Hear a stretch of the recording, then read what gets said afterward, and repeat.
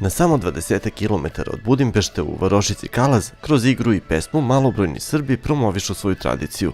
U Domu kulture folklorno društvo Ruzmarin priprema novu koreografiju.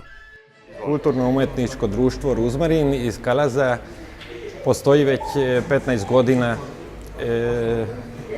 Članovi ansambla su većinom Mađari.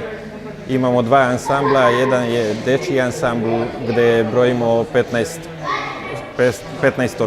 dece, a veteranska grupa ima oko 35 člana. Sad se nova koreografija uči, imamo koreografa iz Beograda, uči se Niš i Negotin, sa kojim koreografijama ćemo nastupati širom Srbije i širom Mađarske. Naša saradnja počela 2014. godine sasvim slučajno, našli smo se na društvenim mrežama. Od tada radimo već 4. koreografiju.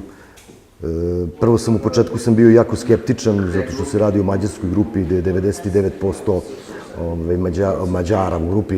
Nisam nigde video na drugoj strani da ljudi koji su odavde toliko vole Srbiju i toliko se bave našom tradicijom da je to jako, jako csúdno. Hogy miért szeretek táncolni? Isteni zene, remek ritmus, jó társaság, gyakran megyünk turnéra, fellépni, jókat eszünk, iszunk, és az egész hangulat magával ragadó.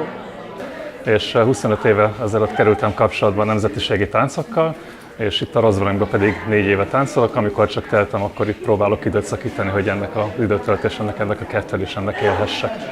Van 7 vagy 8 koreográfiánk, amivel folyamatosan járjuk az országot.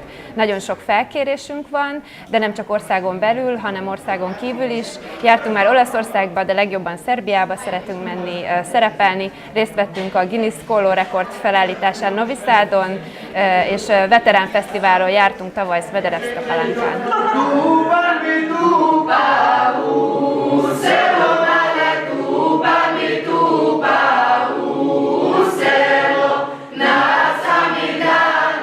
A naše komšije, članovi ansambla Ruzmarin, uče i srpski jezik, malo kroz priču, ali više uz pesmu. I dobro im ide.